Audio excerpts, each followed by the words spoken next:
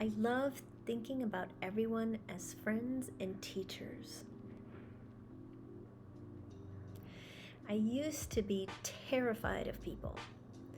I always felt guarded and that I would say and do the wrong things, which I often did out of defense. I realized I was relating to others in three dominant ways. The first was to see what I could add to them to get value. I was preoccupied with what I could say to add something for which I would feel valuable because I didn't feel that I was. So I was essentially speaking and relating to get. The second was to fix or to help. I was listening, but really just waiting to see what I thought would help or fix them because I thought I knew something. And again, it was needing to feel valuable. I needed them to need me. And the third was to prove myself, to prove and protect my identity.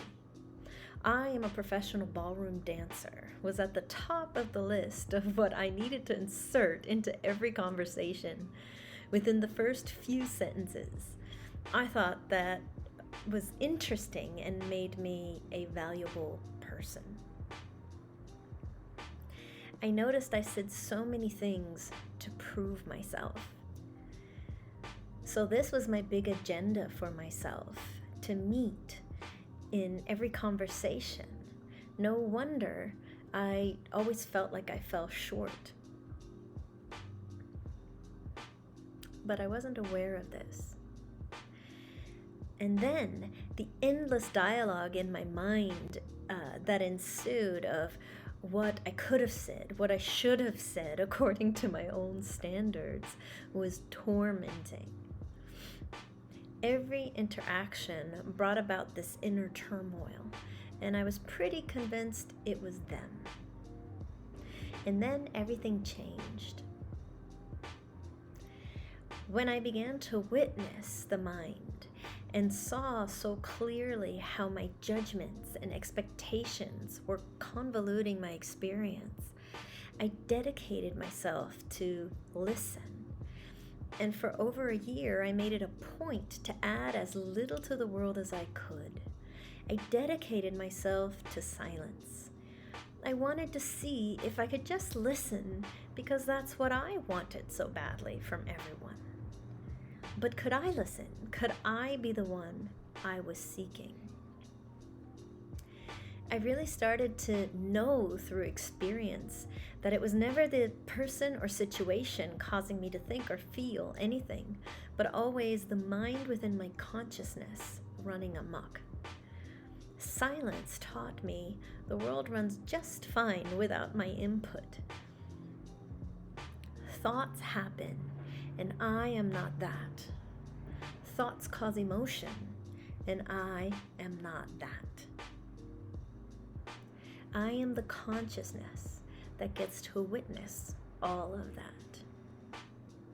I started to notice every time I thought this person or situation makes me think or feel. And I started to flip it consciously to when I observe this person or this event, these are the thoughts that happen. And then I feel whatever it was.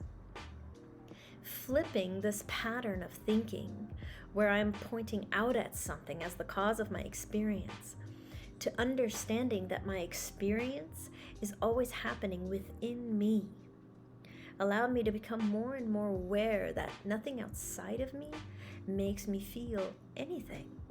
My internal experience is only mine, no one else's. So if my experience is within me, then I begin to have responsibility, the ability to respond, and no longer just react to thought patterns because I'm not aware of them. This is becoming self-aware. I begin to have space by witnessing versus engaging. And this is where I begin to have choice, and I begin to work exclusively within myself, no longer trying to manipulate the external world to give me something. And for me, I usually find that to be value, to give me value. I see everyone as my friend and teacher. This makes me the student. I'm open to learning from you, the one life places in front of me. I like to say that others can see me much more clearly than me, so I get to listen and learn. And if I find myself emotionally disturbed in any way, then I get to look to myself to be the change.